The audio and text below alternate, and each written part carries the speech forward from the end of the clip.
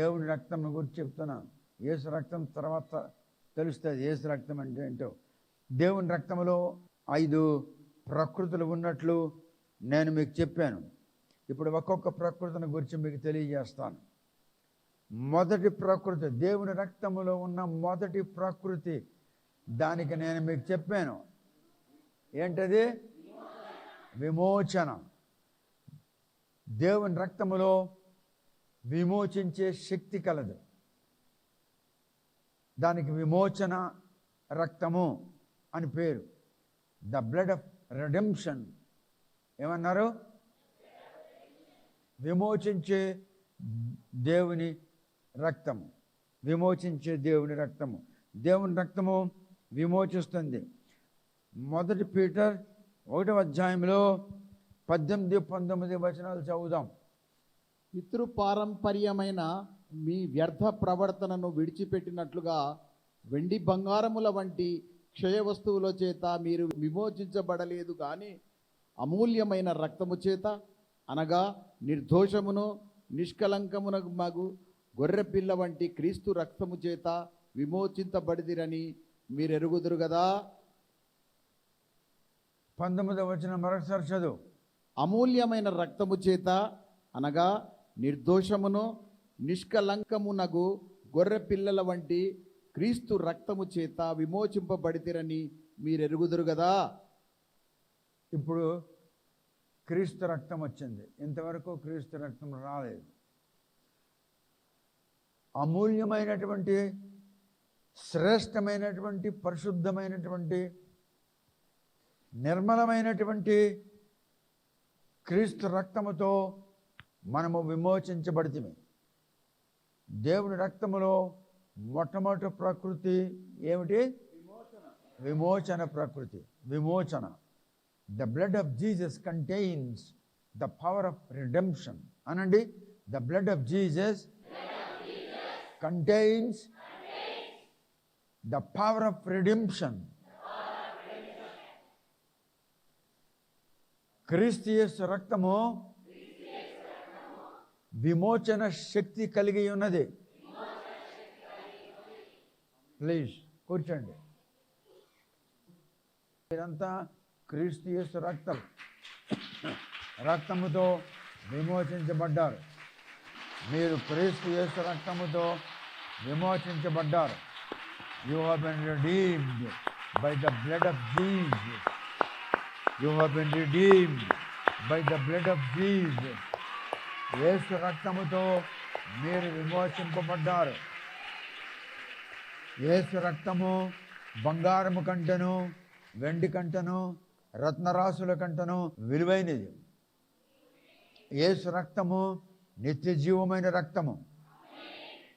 యేసు రక్తము అతి పవిత్రమైన రక్తము. యేసు రక్తము మిక్కిలి నిర్మలమైన రక్తము. ఆ రక్తం ఇచ్చి మిమ్మల్ని యేసు మీ బంధకాల నుండి విడిపించాడు.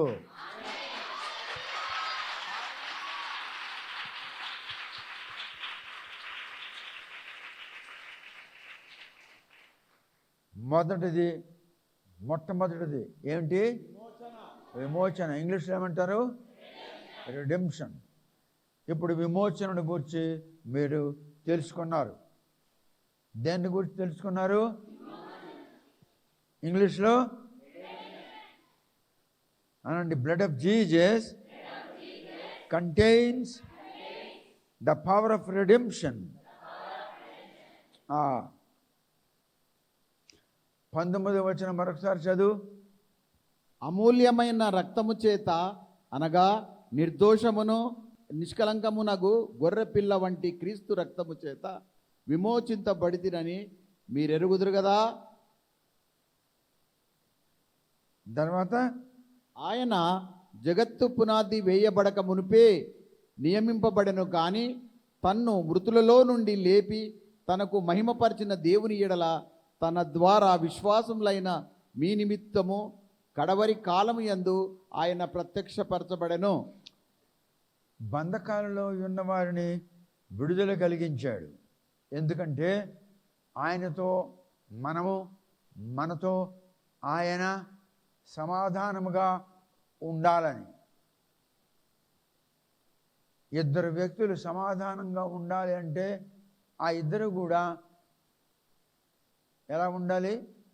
విడిపించబడి ఉండాలి, విమోచింపబడి ఉండాలి. ఒకడు బంధకములో ఉండి ఒకడు విడిపించబడితే వాళ్ళిద్దరికి సమాధానం ఉండదు. ఒకడు బాధతో దుఃఖముతో ఉంటే ఒకడు ఉల్లాసముతో ఉంటే వాళ్ళకి సమాధానం కలగదు. మిమ్మల్ని బంధకాల నుండి, పాప బంధకముల నుండి మరియు అపరాధ బంధకముల నుండి, మరణ బంధకము నుండి, అపవాది యొక్క సన్నిధి నుండి విడిపించబడినట్లు యేసు తన రక్తమును భూమి మీద ఒలికించాడు, ప్రోక్షించాడు. అందుకే మనము విమోచింపబడిన వారమై మన విమోచకుడైన క్రీస్తు యేసుతో సమాధానముగా ఉండాలి. అందుకే క్రీస్తు రక్తము విమోచించి సమాధానపరచుచున్నది. అందుకే క్రీస్తు రక్తము సమాధానపరిచే రక్తము. అది రెండవ ప్రకృతి క్రీస్తు రక్తములో. మొదటి ప్రకృతి విమోచన ప్రకృతి, విమోచించే శక్తి. రెండవ ప్రకృతి సమాధానపరిచే ప్రకృతి. అది సమాధానపరిచే శక్తి కలిగి ఉన్నది. అసమాధానములో ఉన్న ప్రజలకు తనతో సమాధానపరచుకున్నటకు బంధకముల నుండి విడుదల కలిగించాడు. ఒకడు పోలీస్ స్టేషన్లో బంధించబడి ఉంటే కుటుంబంతో సమాధానంగా ఎలాగుంటాడు? ఒకడు ఖైదీగా బంధించబడి ఉంటే తన కుటుంబంతో సమాధానముగా ఎలాగుంటాడు? వాడు ముందు విడిపించబడాలి. విడిపించబడి బయటకు వస్తే అప్పుడు కుమారుడు తండ్రి ఇద్దరు సమాధానముగా ఉంటారు.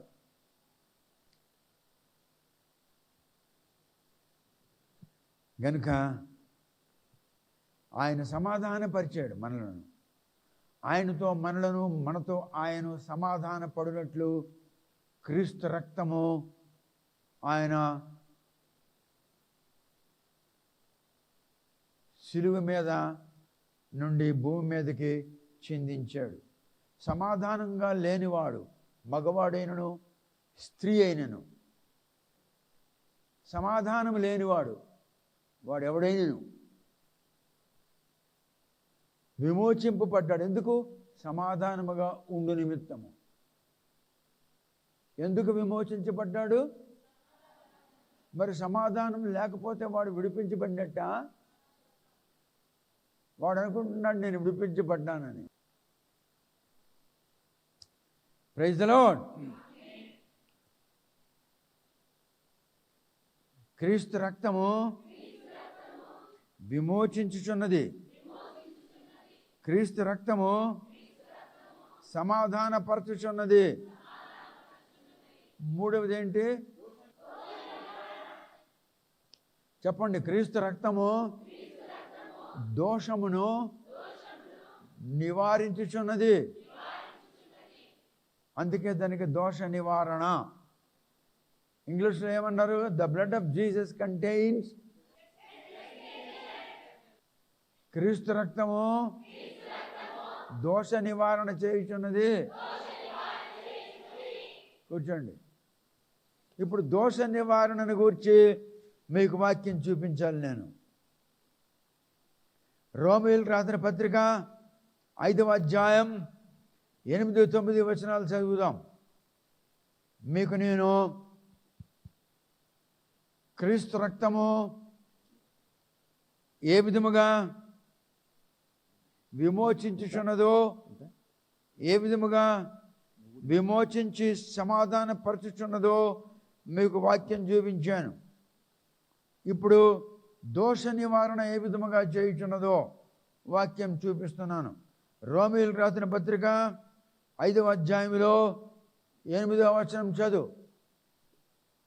దేవుడు మన ఎడల తన ప్రేమను వెల్లడిపరచుచున్నాడు. ఎట్లనగా మనం ఇంకనూ పాపులమై ఉండగానే క్రీస్తు మన కొరకు చనిపోయెను. ఇప్పుడు 9వ వచనం చదువు. కాబట్టి ఆయన రక్తము వలన ఇప్పుడు నీతిమంతులముగా తీర్చబడి మరింత నిశ్చయముగా ఆయన ద్వారా ఉగ్రత నుండి రక్షింపబడుదుము. మనము చేసినటువంటి దోషకార్యము, మనం చేసినటువంటి దోషము ఏమిటి? ఆయనకు ఇష్టం లేని పని చేశాము. ఆయనకు ఇష్టం లేని పని చేసినప్పుడు మనము దోషులమయ్యాము. ఆ దోషము యొక్క బలము ఒకడు వర్ణించి చెప్పలేడు. ఆ దోషము చాలా బలమైనది. ఆ దోషము మీ మీద ఉన్నప్పుడు మీరు దోషులై దోష నివారణ లేక మరణిస్తారు. ఎందుకంటే పాపము వలన వచ్చే జీతము మరణము. దోషము లేకుండా మీరు పాపం చేయలేరు. ముందు దోషము, తద్వారా పాపం వస్తుంది. మీకు దోషము అనున్నది బీజము, పాపము అనున్నది మొక్క. బీజము లేకుండా మొక్క వస్తుందా? దోషము లేకుండా పాపం రాదు.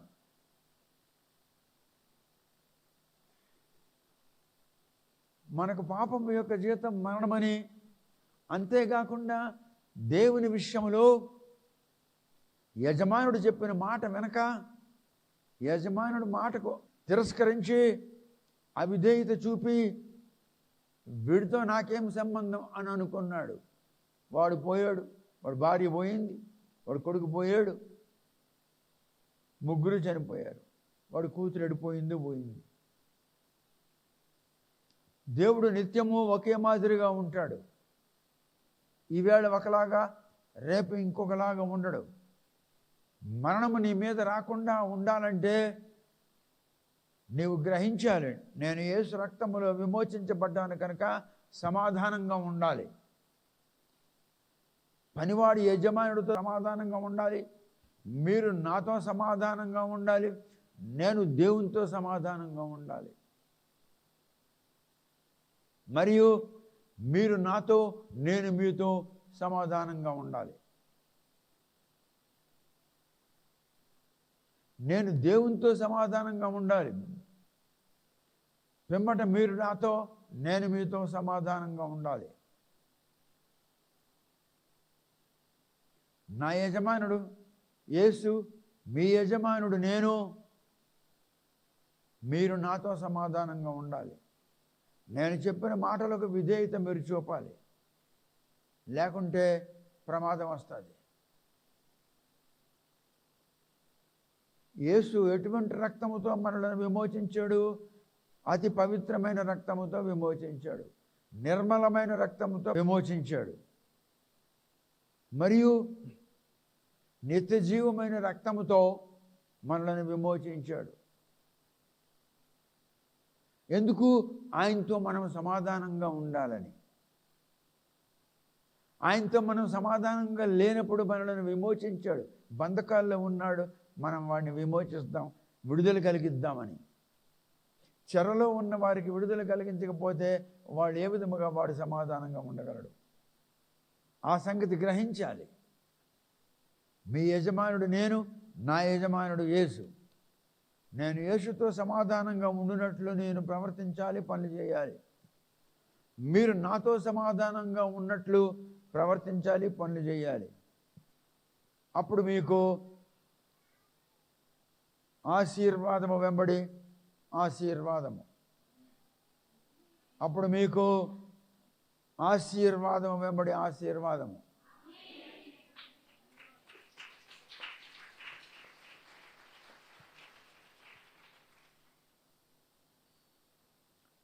నాలుగవది శాంక్టిఫికేషన్. ఏమిటి? పవిత్రపరచుట. మొదటిది విమోచించుట, రెండవది సమాధానపరచుట, మూడవది దోష నివారణ చేయుట, నాలుగవది పవిత్రపరచుట. ఇప్పుడు దాన్ని గురించి నేను మీకు వాక్యం చదువుతాను. యోహాను రాసిన మొదటి పత్రిక 1వ అధ్యాయము 5 చదవండి. 5 మేము ఆయన వలన విని మీకు ప్రకటించు వర్తమానమేమనగా, దేవుడు వెలుగయ్యున్నాడు, ఆయన యందు చీకటి ఎంత మాత్రమూ లేదు. ఈ మాటలు జాన్ చెప్తున్నాడు, యోహాన్ చెప్తున్నాడు తన పత్రికలో.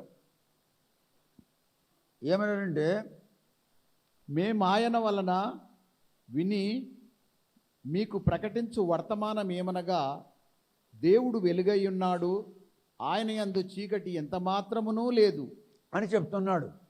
దేవుడు వెలుగై ఉన్నాడు కనుక బంధకాలలో ఉన్న ప్రజలు విమోచించబడ్డారంటే చీకటిలో నుండి వెలుగునుగా రప్పించబడ్డారు. దేవుడు వెలుగై ఉన్నాడు, నువ్వు చీకటిలో ఉన్నావు, ఎలా సమాధానం పడతావు? చీకటికి వెలుగుకే సంబంధం ఉంటుందా? చీకటితో వెలుగు కలిసి ఉంటుందా? ఏమని బోధిస్తున్నాడు? ఆయన చీకటిలో లేడు, ఆయన వెలుగై ఉన్నాడు. మీరు బంధకాల్లో ఉన్నప్పుడు మీరు ఎక్కడున్నట్లు? చీకటిలో ఉన్నట్లు. ఎక్కడున్నట్లు? మరి వెలుగులో ఉన్నవాడు చీకటిలో ఉన్నవాడితో ఎలా స్నేహం చేయగలడు? అందుకనే మీకు చీకటిలో నుండి బయటకు రప్పించాడు. ఎందుకు? మీతో స్నేహముగా ఉండుటకు, మీతో బంధువునిగా ఉండుటకు. ఇది కథ కాదు, ఇది పాఠం కాదు. మీకు పరిశుద్ధాత్ముడు బోధిస్తున్నాడు విషయాలను. ప్రభా, మరి జ్ఞానం లేదు కదా, ఎలా బోధిస్తాను అంటే, నువ్వు నిలబడరా, నేను బోధిస్తాను అన్నాడు. మరి దేవుని ఆత్మ మీకు బోధిస్తుంది. నువ్వు నిలబడరా అంటే, నేను సరిగ్గా నిలబడాలా, నా ఇష్టానుసారంగా నిలబడాలా? మరి అందుకే నేను ప్రతిరోజు, ప్రభా నేను ఎలాగున్నానో నాకు తెలియదు, నన్ను కనికరించి సరిగ్గా నిలబెట్టించు, నేను మరలా పాపము చేయకుండా, నేను అయినను కొంచెం కొంచెం అక్కడక్కడ నాకు తెలిసి తెలియక నేను పాపం చేస్తున్నాను, ఆ దోషము నా మీద ఉండకుండా చూడు. నేను సరిగ్గా నిలబడకపోతే నీవు నాలో నుండి నీ ప్రజలతో మాట్లాడవు కదా.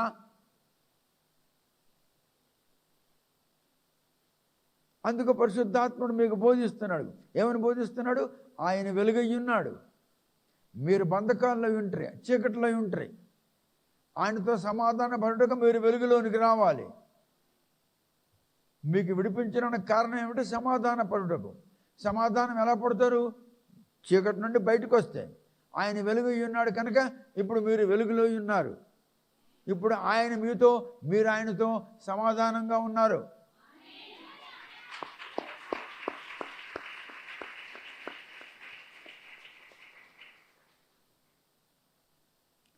First John chapter 1:6. ఆయనతో కూడా సహవాసము గలవారమని చెప్పుకొని చీకటిలో నడిచిన ఎడల. ఆగో, ఇప్పుడు నేను మీకు అదే చెప్పాను. నేను చెప్పింది మీకు వాక్యం చూపిస్తున్నాను. నేను కథ చెప్పడం లేదు, స్టోరీలు చెప్పడం లేదు. పరిశుద్ధాత్ముడు మీకు స్టోరీలు చెప్పడం, మీకు బోధిస్తాడు. ఆ బోధకు అనుకూలంగా మిమ్మల్ని నడిపిస్తాడు. బోధించడమే కాక నడిపిస్తాడు. ఇప్పుడు మళ్ళీ చదువు 6వ వచనం. ఆయనతో కూడా సహవాసము గలవారమని చెప్పుకొని. ఆయనతో మనం స్నేహంగా ఉన్నాము. నేను యేసుక్రీస్తు భక్తుడును, నేను యేసుక్రీస్తు కుమార్తెను, నేను విడుదల పొందున్నాను, నేను క్రైస్తవురాలను, నేను క్రైస్తవును అని చెప్పుకొని చీకటిలో నడిచిన ఎడల. ఇప్పుడు చీకటిలో నువ్వు ఉన్న ఎడల మనం అబద్ధమాడుచు సత్యమును జరిగింపకుందుము. అంటే మనం అబద్ధికులమై సత్యమును జరిగింపకుండా ఉందుము. అంటే యేసు తన ప్రణాళికకు, తన సంకల్పమునకు అనుకూలమైన పనులు మన జీవితంలో జరిగించకుండా ఉండుటకు మనము ఆటంకముగా ఉన్నవారం అవుతున్నాము.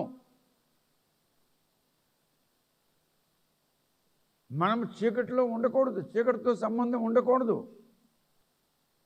అప్పుడు నువ్వు నీ విమోచకుడైన యేసుక్రీస్తుతో నువ్వు ఎలాగున్నట్లు. అందుకే నేను మీకు ఈ దినం చెప్తున్నాను, మీరు మరలా చీకటిని గూర్చి, చీకటి బ్రతుకును గూర్చి ఆలోచనలు మీకు వద్దు. మీరు క్రీస్తుతో సమాధానంగా ఉన్నారు. ఆదం హవ్వలు దేవుడని యెహోవాతో సమాధానముగా ఉంట్రి, విధేయులుగా ఉంట్రి, పవిత్రతలో ఉంట్రి, నిర్మలముగా ఉంట్రి, నిత్య జీవములో ఉంట్రి, వెలుగులో ఉంట్రి. ఎప్పుడైతే మనసు చెప్పిన మాట విన్నాడో, ఎప్పుడైతే మనసు చెప్పిన మాట విన్నాదో, హవ్వ తన మనసు తనకు చెప్పింది విన్నది, ఆదం తన మనసు తనకు చెప్పింది విన్నాడు, దేవుని మాట వినలేదు. నీ మనసు చెప్పిన మాటను విన్నట్లయితే నువ్వు పాడైపోతావు. నువ్వు అనుకుంటావు, నేను చర్చికి వెళ్ళాను, నేను హల్లెలూయా అన్నాను, నేను దేవునికి స్తోత్రం చేశాను, కానీ దేవునితో నీకు సంబంధం ఉండదు. నువ్వు భయంకరంగా జీవిస్తావు. దేవుడు దీర్ఘశాంతమై ఉన్నాడు, నిన్ను కనిపెట్టి ఉన్నాడు. ఎప్పటికైనా ఒకవేళ నీ జీవితమును గూర్చి, నీ మనసును గూర్చి, నీ ఆలోచనలు గూర్చి, నీ ప్రకృతిని గురించి తెలుసుకొని నా దగ్గరకు వస్తావేమో అని దీర్ఘశాంతము అంటే నీకు ముట్టుకోకుండా, నీకు బాధ కలిగించకుండా, నీకు హింస కలిగించకుండా, నీకు, నీ భార్య, నీ పిల్లలకు ప్రమాదం రాకుండా కాచి ఉన్నాడు. అందుకే ఇలాగ అన్నాడు బైబిల్లో, దినమెల్లా నేను చేతులు చాచి నీ కొరకు వేచి ఉన్నానని. ఒకసారి దేవునికి ఘనపరచుదాం.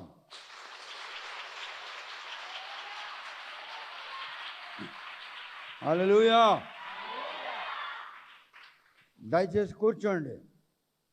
7వ వచనం చదువుదాం.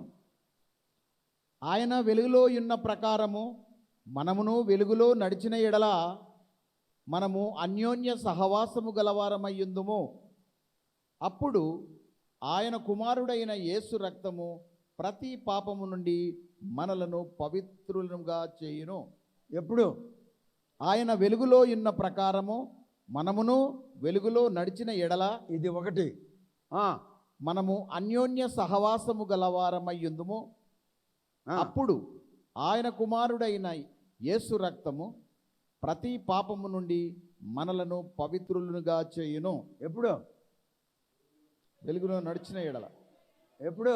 వెలుగులో నడిచిన ఎడల. ఎప్పుడు? వెలుగులో నడిచిన ఎడల. లేదు, మన ఇష్టానుసారంగా మనం నడిచిన ఎడల క్రీస్తు రక్తము మన పాపములను శుద్ధీకరించను. అవునా? మరి ఇప్పుడు నేను వెలుగులో నడిచిన ఎడల. ఎప్పుడు?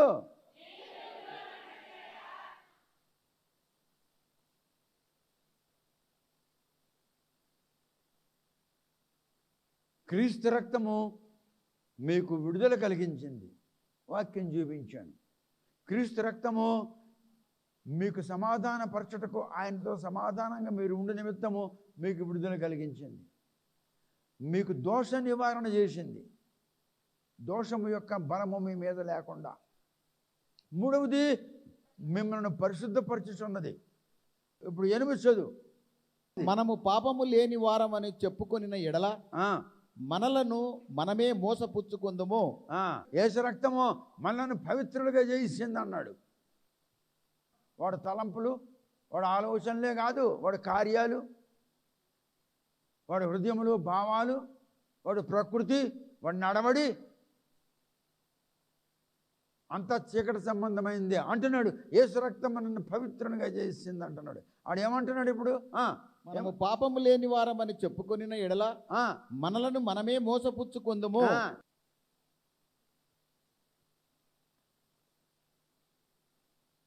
సమాధానముగా ఉండుటకు దేవుడు ఏదేను వనములో ఆదం హవ్వలను పెట్టాడు.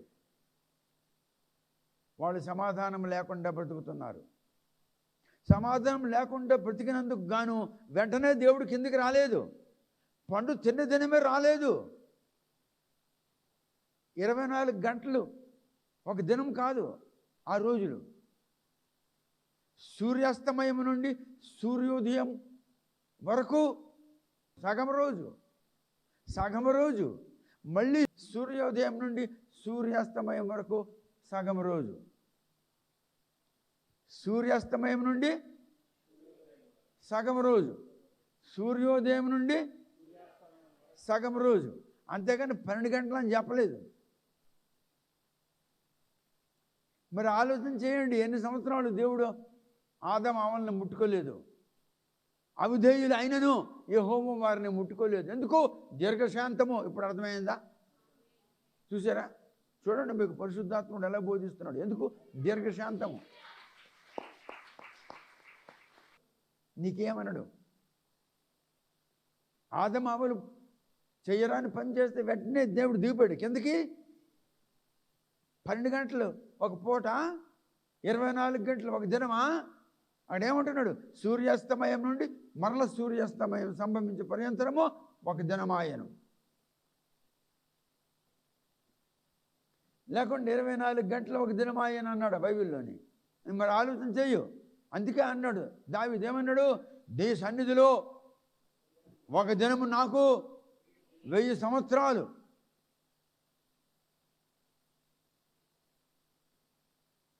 మరి ఆదాము అవ్వలు చేయరాని పని చేసినప్పుడు ఎన్ని సంవత్సరాలు ఆగాడో దీర్ఘశాంతమై ఉన్నాడు. అలాగే నువ్వు చేస్తున్న తప్పులను వెంటనే దేవుడు నీ మీద రుద్దడు, దీర్ఘశాంతమై ఉన్నాడు. ఎప్పటికైనా ఒకవేళ నువ్వు పొరపాటు తెలుసుకొని వచ్చి క్షమాపణ అడుగుతావేమో అని నువ్వు అడగవు క్షమాపణ. ఎందుకంటే నీ లోపల బోల్డ్ దయ్యాలు ఉన్నాయి.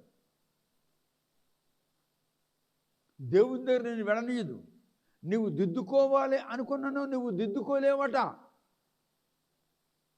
పౌలు అంటున్నాడు రోమీయులకు రాసిన పత్రికలో, ఏమంటాడంటే నేను చేయాలనుకున్నది చేయలేకపోతున్నాను, నేను చేయకూడదు అనుకున్నది చేయుచున్నాను. ఇది ఒక శక్తి నా యందు ఉన్నది.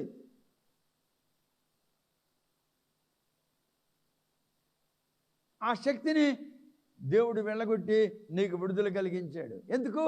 ఆయన కావలసింది నువ్వు చెయ్యాలని. నీవు కావలసింది కాదు, ఆయనకు కావలసింది నువ్వు చెయ్యాలని.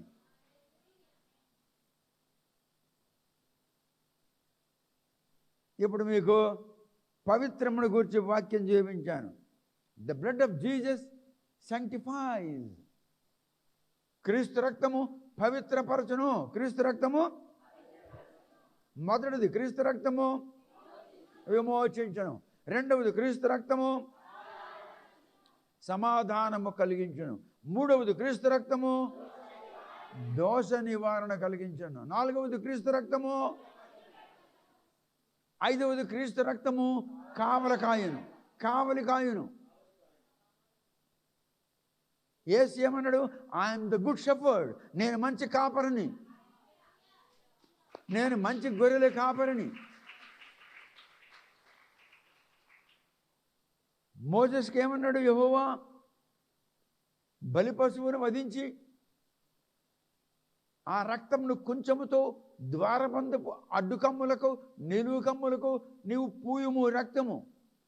ఆ రక్తము పూసి నీవు పశువును వధించి కాల్చి వెన్న రాసుకొని నీ ఇష్టం ఏమి రాసుకొని తినండి అన్నాడు. సంహార దూత తిరుగుతూ ఉండగా ప్రతి జంతువులో తొలిచూలు, ప్రతి కుటుంబంలో తొలిచూలు చనిపోయి కేకలు వేస్తుంటే హీబ్రీయులు తలుపులు వేసుకొని హాయిగా మంచిగా చక్కగా వెన్న పూసుకొని తింటున్నారు. రక్తము కాపలా కాసింది. ఎక్కడ? ద్వారబంధం దగ్గర. సంహార దూత వచ్చింది, రక్తం తోటి చూసింది, వెళ్ళిపోయింది. యెహోవా కావలి కాచాడా? ఏది కావలి కాసింది?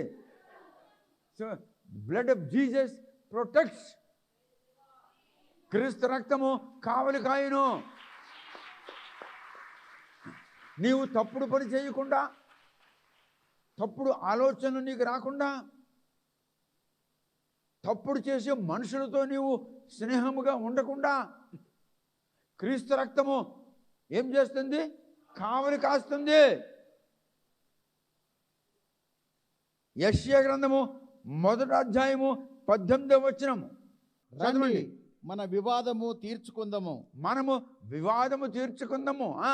మీ పాపములు రక్తము వలె ఎర్రని వైనను, ఆ అవి హిమము వలె తెల్లబడును. ఆ కెంపు వలె ఎర్రని వైనను, ఆ అవి గొర్రెబొచ్చు వలె తెల్లవగును.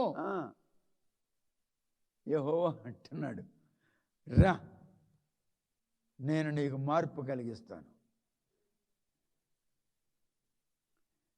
గలతీయులకు రాసిన పత్రిక 3వ అధ్యాయము 13వ వచనము.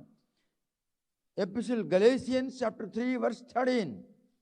ఆత్మను గూర్చిన వాగ్దానము విశ్వాసం వలన మనకు లభించున్నట్లు అబ్రహాము పొందిన ఆశీర్వచనము క్రీస్తు యేసు ద్వారా అన్యజనులకు కలుగుటకై క్రీస్తు మన కోసము శాపమై మనలను ధర్మశాస్త్రము యొక్క శాపము నుండి విమోచించెను. You have been delivered from the law of the Lord. దేవుని యొక్క నియమావళిలో నుండి నిన్ను బయటికి రాపించాడు. దేవుని యొక్క నియమము నీ మీద మరి పని చేయలేదు. దేవుని యొక్క అధికారము ఇప్పుడు నీ మీద పని చేయలేదు. దేవుని యొక్క మాట నీ మీద పని చేయజాలదు. ఎందుకంటే క్రీస్తు రక్తము కావలా కాసున్నది.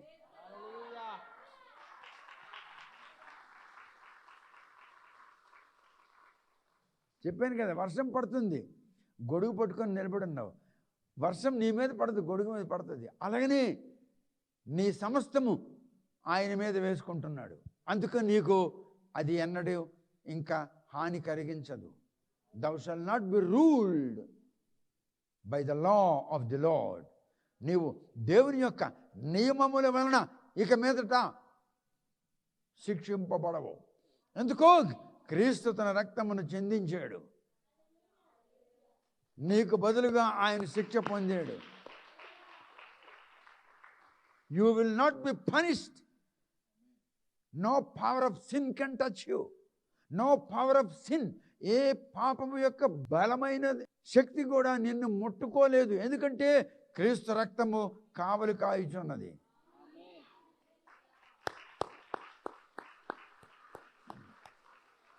హీబ్రీయుల ద్వారబంధం మీద రక్తము కావలి కాస్తుంది. హీబ్రీయులు తప్పుడు పనులు చేయలేదా? ఐగుప్తు కుమార్తెలను పెళ్లి చేసుకోలేదా? ఐగుప్తు ఆడవాళ్ళతో పిల్లలు కనలేదా? ఒక్కొక్కడికి 10 మంది పిల్లలు. పాపం చేయలేదా? కానీ రక్తము కావలి కాసి ఉన్నదే.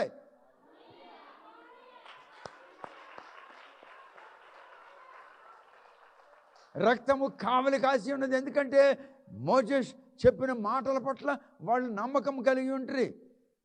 పశువును వధించండి, రక్తం ట్రేలో పోయండి, పళ్ళెంల రక్తం ద్వారబంధ కమ్ములుగా పోయండి అన్నాడు. ఆయన చెప్పినట్లు వాళ్ళు చేశారు కనుక రక్తం వాళ్ళకి కావలి కాసింది కనుక వాళ్ళకి ప్రమాదం లేకుండా వాళ్ళు జీవించారు.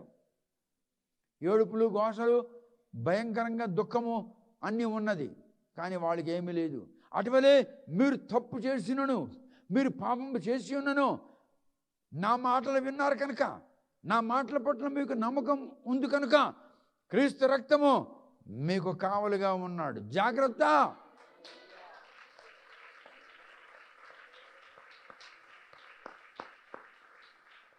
The blood of Jesus is protecting his people.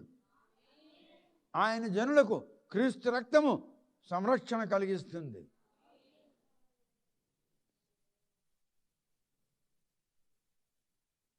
గలతీయులకు రాసిన పత్రిక 3వ అధ్యాయంలో 13వ వచనం చదివినాము. ఇవి నేను ఏ విధముగా క్రీస్తు రక్తము రక్షించుచున్నది అన్నదాన్ని మీకు తెలియజేయుచున్నాను. మనం నేర్చుకున్నాము. ఏం నేర్చుకున్నాము? The blood of Jesus contains redemption, reconciliation, justification, sanctification, protecting.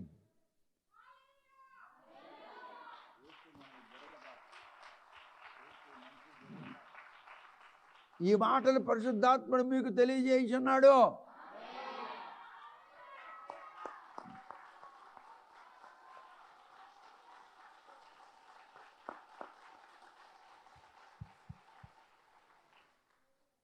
ఇప్పుడు నేను ఏ విధముగా క్రీస్తు రక్తము మిమ్మల్ని కాపాడి ఉన్నదో దానిని గురించి మీకు వచనాలు చూపిస్తున్నాను.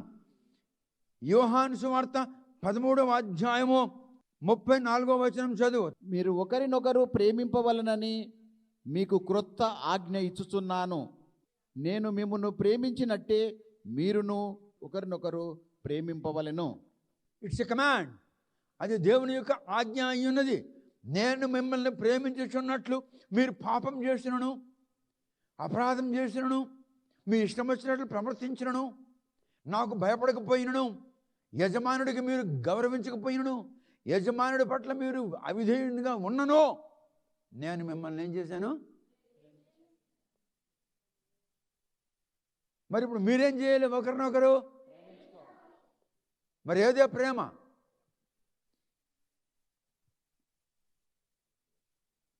నా దగ్గరకు ఒక ఆయన వచ్చాడు. అయ్యా, నేను ఒక సందర్భంలో 7,000 రూపాయలు తీసుకున్నాను, ఆలస్యం అయిందయ్యా, నేను ఎలా నడుస్తున్నావు అన్నాను. ఇలాగుంది అలాగుంది, నీ కుటుంబం నీ వ్యాపారము ఇలాగుంది అలాగుంది, సరే పట్టుకొని పో అన్నాను. అదేంటి సార్, నాకు నెమ్మది లేదు, నువ్వు పట్టుకొని పో, నీకు దేవుడు ఇచ్చాడు అన్నాను. అదేంటి? అది ప్రేమ. 7,000 రూపాయలు అంటే 70 రూపాయలు కాదు, అది ప్రేమ. అలాగని నువ్వు డబ్బు ఇవ్వమంటున్నానా? డబ్బు ఇవ్వడం కాదు, ఎదురు వ్యక్తిని ప్రేమించాలి. ఎందుకు? క్రీస్తు నిన్ను ప్రేమించుచున్నాడు కనుక. మత్తయి సువార్త 26వ అధ్యాయంలో 27, 28 చదువు. ఆయన గిన్నె పట్టుకొని కృతజ్ఞతాస్తుతులు చెల్లించి వారికిచ్చి, దీనిలోనిది మీరందరూ త్రాగుడి, ఇది నా రక్తము, అనగా పాప క్షమాపణ నిమిత్తము అనేకుల కొరకు చిందింపబడుచున్న నిబంధన రక్తము. నా తండ్రి రాజ్యములో మీతో కూడా నేను ఈ ద్రాక్షారసము క్రొత్తదిగా త్రాగు దినము వరకు ఇకను దాని త్రాగవలనని మీతో చెప్పుచున్నానెను. ఆయన నిబంధన చేశాడు. మీరు సంస్కార దినములో ద్రాక్షరసమును మీరు పానం చేయుచున్నారు. ఒక దినం వస్తుంది, ఆ దినము యేసు మనతో కలిసి పానం చేస్తాడు.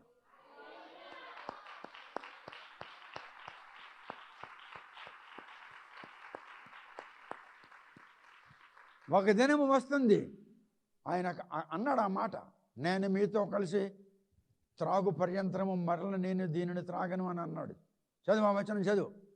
ఇది నా రక్తము, నేను పాపక్షమాపణ నిమిత్తము అనేకుల కొరకు చిందింపబడుచున్న నిబంధన రక్తము. నా తండ్రి రాజ్యములో మీతో కూడా నేను ఈ ద్రాక్షారసము క్రొత్తదిగా త్రాగు దినము వరకు ఇకను దాని త్రాగనని మీతో చెప్పుచున్నానెను. ఆయన చేసిన నిబంధన అది. ఆయన చేసిన నిబంధన, ఇట్స్ హిస్ కవెనెంట్. నేను నా తండ్రి ఇంటిలో, మళ్ళీ చదువు, నా తండ్రి రాజ్యములో మీతో కూడా నేను ఈ ద్రాక్షారసము క్రొత్తదిగా త్రాగు దినము వరకు ఇకను దాని త్రాగనని మీతో చెప్పుచున్నానెను. అంటే ఇప్పుడు మీతో ఆయన ఏం తాగుతాడు? ఎక్కడ తాగుతాడు? అరే, మీరు తండ్రి రాజ్యములో, దేవుని రాజ్యములో యేసుతో కలిసి ద్రాక్షారసము త్రాగబోతున్నారు. మీరు యేసుతో కలిసి దేవుని రాజ్యములో ద్రాక్షారసము త్రాగబోతున్నారు. ఇది నా మాట కాదు, యేసు ఆడిన మాటలు ఇవి. ఇప్పుడు మీరు భూమి మీద త్రాగుతున్నారు, రేపు మీరు పరలోకములో యేసుతో కలిసి ద్రాక్షరసం త్రాగబోచున్నాడు. మళ్ళీ చదవమాట, జాగ్రత్తగా వినండి. నా తండ్రి రాజ్యములో మీతో కూడా నేను ఈ ద్రాక్షారసము క్రొత్తదిగా త్రాగు దినము వరకు ఇకను దాని త్రాగనని మీతో చెప్పుచున్నానెను. మీరు క్రొత్త ద్రాక్షారసము దేవుని రాజ్యములో యేసుతో కలిసి త్రాగుతారు.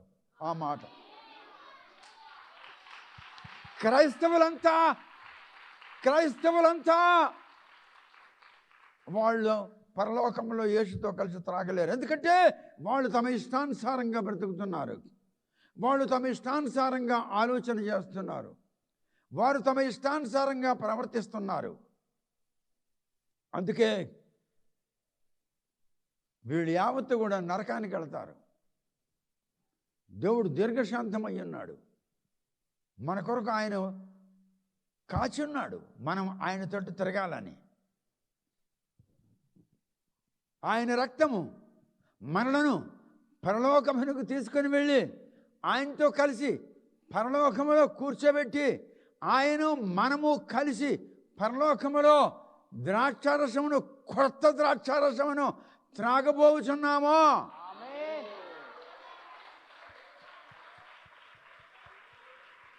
Praise the Lord. హల్లెలూయా.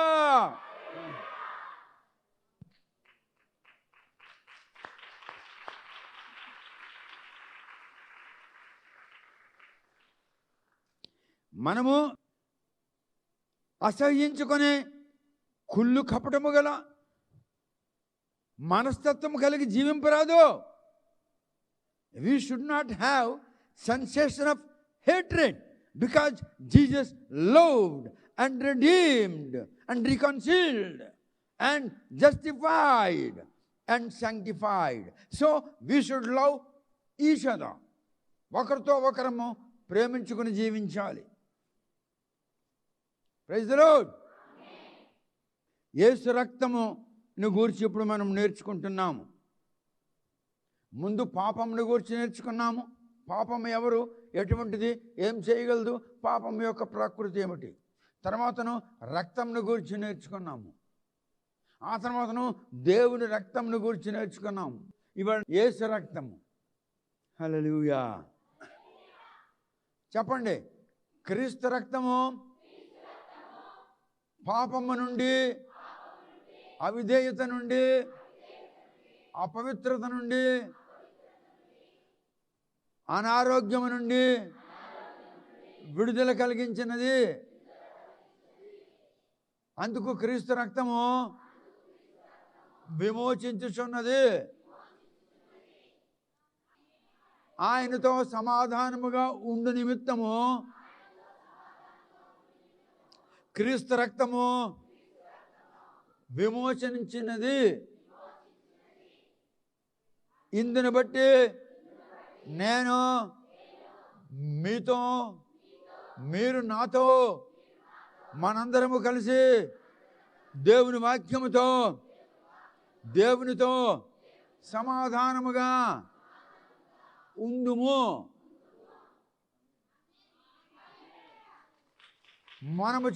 నేను చేసిన దోష కార్యముల యొక్క దోషము నా మీద లేకుండా ఉండునట్లు క్రీస్తు రక్తము దోష నివారణ చేసినది.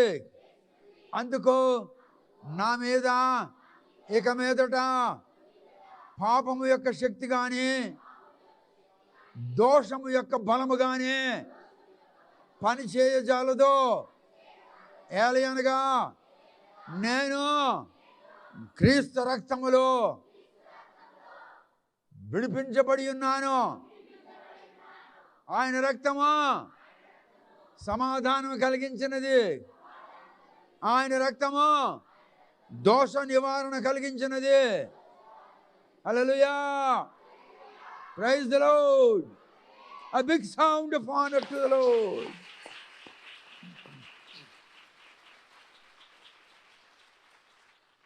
క్రీస్తు రక్తము పరిశుద్ధమైనది. నేను కడగబడుతుని కనుక పరిశుద్ధమైన రక్తముతో కడగబడుతుని గనుక నేను పరిశుద్ధుడును, నేను పరిశుద్ధరాలను. పాపము నా మీద ఇక మీదట పని చేయజాలదు. ఏలయనగా క్రీస్తు రక్తము నన్ను కావలిగా ఉన్నది. క్రీస్తు నా కాపరి.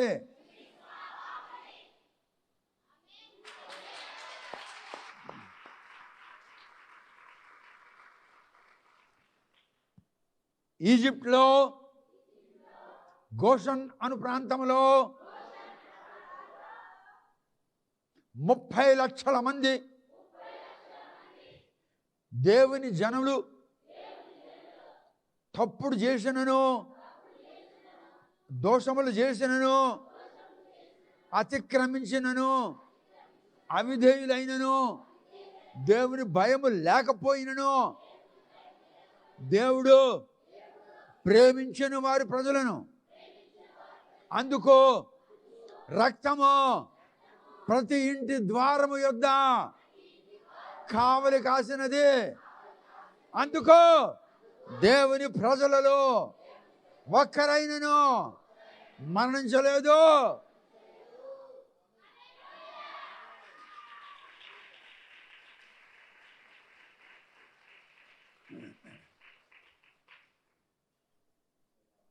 దేవుని రక్తము కావలిగా ఉన్నది. యేసు నా కాపరి, నాకు లేమి కలగదు.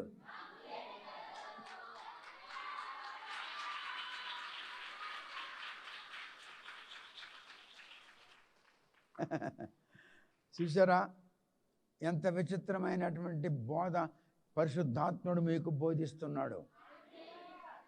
దేవుడు మీకు ఇప్పుడు చెప్తున్నాడు ఏమని? నా రక్తముతో మిమ్మల్ని విమోచించాను, నా రక్తముతో మిమ్మల్ని సమాధానపరిచాను, నా రక్తముతో మీ దోషములు కడిగించాను, నా రక్తముతో మిమ్మల్ని పవిత్రపరిచాను, నా రక్తము మీకు కావలిగా ఉన్నది. నేను మంచి గొర్రెల కాపరిని.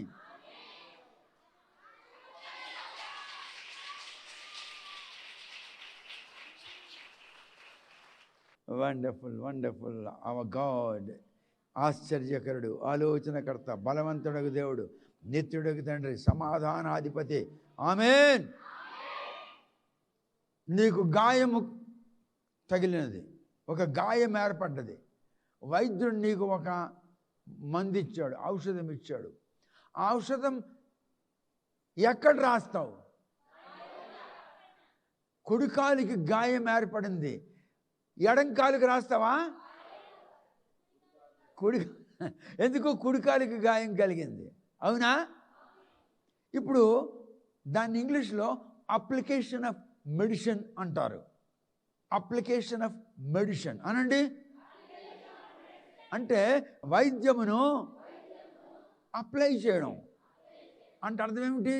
దానిని ఎక్కడైతే గాయం ఉందో అక్కడ ప్రయోగించాలి. అవునా? ఇప్పుడు బ్లడ్ ఉంది, రక్తం ఉంది. ఏ రక్తము? యేసు రక్తము. ఏ రక్తము? ఇప్పుడు యేసు రక్తము నీకుంది, యేసు రక్తము నీకుంది.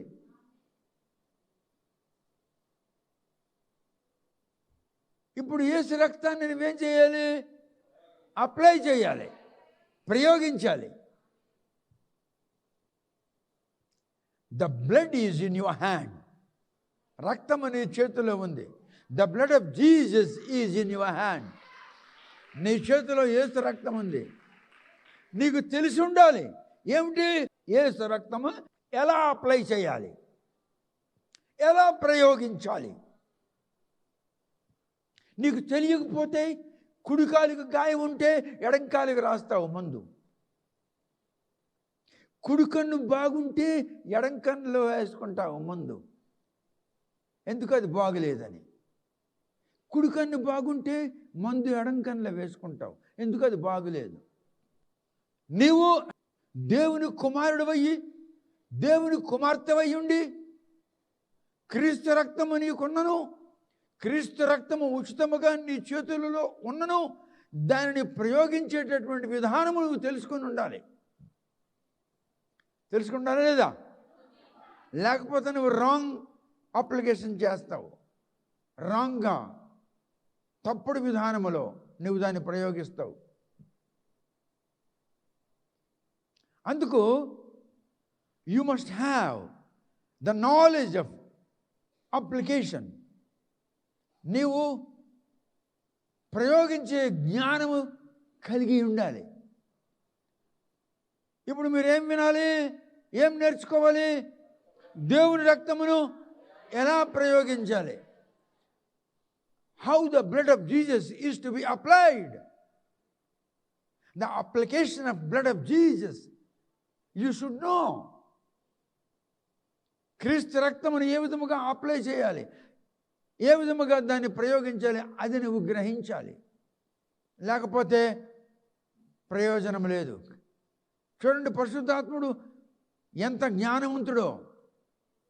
పాపమును గూర్చి, దాని ప్రకృతిని గూర్చి, రక్తమును గూర్చి,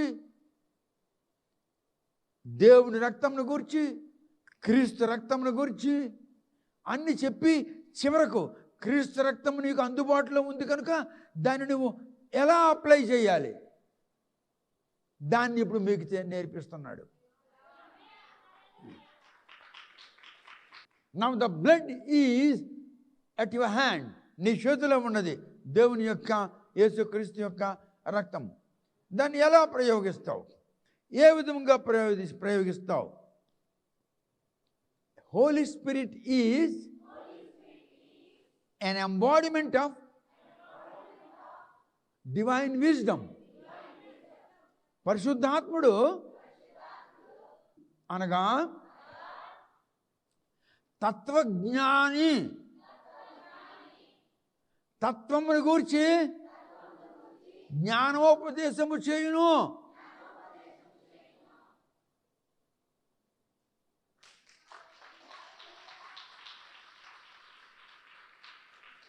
ఇప్పుడు దేవుని యొక్క, క్రీస్తు యొక్క రక్తము ఏ విధముగా అప్లై చేయాలి?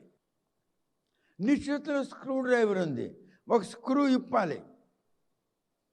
ఈ స్క్రూ డ్రైవర్ ఎందుకు పనికొస్తుందో తెలిస్తే కదా నువ్వు స్క్రూ ఇప్పుతావు. ఇది ఎందుకు పనికొస్తుందో తెలియకపోతే ఎలా దాన్ని ప్రయోగిస్తావు? అలాగే క్రీస్తు రక్తమును గురించి ఇంతసేపు అంతా చెప్పాడు. ఈ 4 పాఠములు మీకు చెప్పిన తర్వాతను క్రీస్తు రక్తము ఎలా ప్రయోగించాలి అన్నది నీకు తెలియకపోతే మరి క్రీస్తు రక్తము గురించి నువ్వు తెలుసుకొని ప్రయోజనం ఏమున్నది?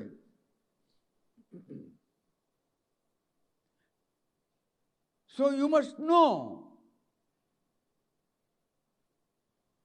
And you should have the knowledge of application of blood of Jesus.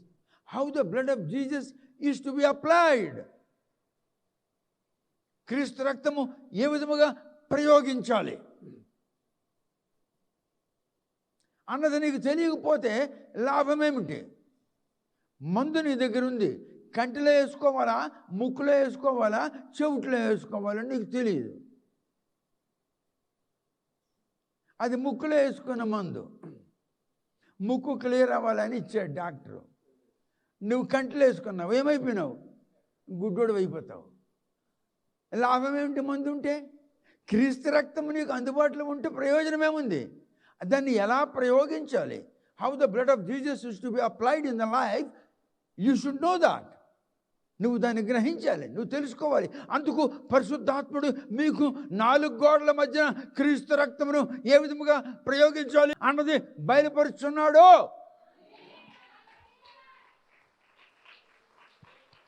You are blessed people. మీరు ఆశీర్వదించబడిన జనములో.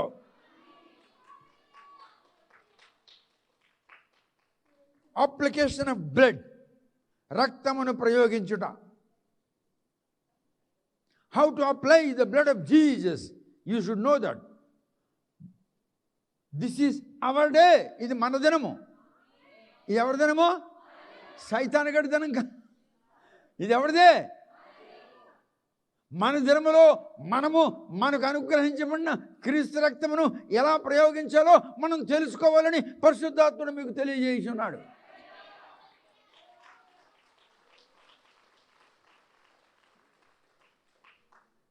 చెప్పండి, this is my day and the blood is at my hand. I should know how the blood of Jesus to be applied. క్రీస్తు రక్తము నాకు అందుబాటులో ఉంది. నాకు తెలుసు క్రీస్తు రక్తం అంటే ఏంటో. అయితే దానిని ఎట్లా ప్రయోగించాలి నాకు తెలియదు కనుక పరిశుద్ధాత్ముడు ఈ దినము నాకు తెలియజేయుచున్నాడు. I'm blessed. నేను ధన్యురాలను, నేను ధన్యుడను.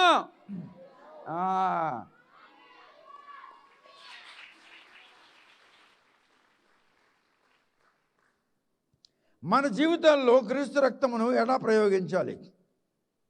We got to apply the blood of Jesus in our lives. పాత నిబంధనలు మరియు కొత్త నిబంధనలు రక్తము రక్షించుచున్నది, స్వస్థపరచుచున్నది, విమోచించుచున్నది మరియు ఆశీర్వదించుచున్నది. క్రీస్తు రక్తము ఎందుకు ప్రయోగించబడాలంటే పాత నిబంధనలో రక్షించినది, కొత్త నిబంధనలో రక్షించుచున్నది. పాత నిబంధనలో స్వస్థపరచున్నది, కొత్త నిబంధనలో స్వస్థపరచుచున్నది. పాత నిబంధనలో విమోచించినది, కొత్త నిబంధనలో విమోచించుచున్నది, మరియు పాత నిబంధనలో క్రొత్త నిబంధనలో ఆశీర్వదించుచున్నది. అందుకే application of blood of Jesus we must know. క్రీస్తు రక్తమును ఏ విధముగా మనము ప్రయోగించాలో అది తప్పకుండా మనం నేర్చుకోవాలి అని దేవుడు యొక్క కనికరము మన మీద ఉన్నది కనుక దేవుడు అది మనకి బయలుపరుస్తున్నాడు. అనండి, పరిశుద్ధాత్ముడా నేను నీకు కృతజ్ఞురాలను. పరిశుద్ధాత్ముడా మేము నీకు కృతజ్ఞులము. ఎలయనగా క్రీస్తు రక్తము అందుబాటులో ఉన్నది. క్రీస్తు రక్తము నాడు నేడు రక్షించుచున్నది. క్రీస్తు రక్తము నాడు నేడు స్వస్థపరచుచున్నది. క్రీస్తు రక్తము నాడు నేడు విమోచించుచున్నది. క్రీస్తు రక్తము నాడు నేడు ఆశీర్వదించుచున్నది. గనుక క్రీస్తు రక్తమును ఏ విధముగా నా జీవితములో నా కుటుంబములో ప్రయోగించాలో అది నేను నేర్చుకొనిచున్నాను. పరిశుద్ధాత్ముడా నీకు కృతజ్ఞతా స్తోత్రములు.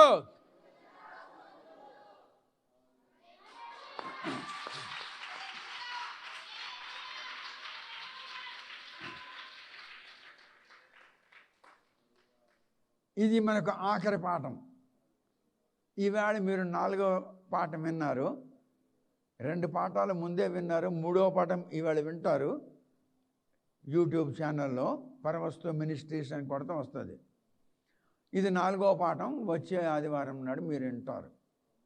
అంటే ఇప్పుడు మీరు క్రీస్తు రక్తము ఎలా ప్రయోగించాలి అన్నది నేర్చుకోబోతున్నారు. ఇది ఆఖరి పాఠం.